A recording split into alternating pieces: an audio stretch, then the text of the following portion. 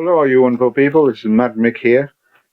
The video today is about changing the complete clutch cable for any Zontes models 350 or even the 310 models. Now if the Zontes mechanics can do it in 15 minutes on a used Zontes, then we can do it in a couple of hours, do it yourself. All you have to do is follow the instructions in respect of the steps of the stages. All modern motorcycles these days have the cables running underneath the tank.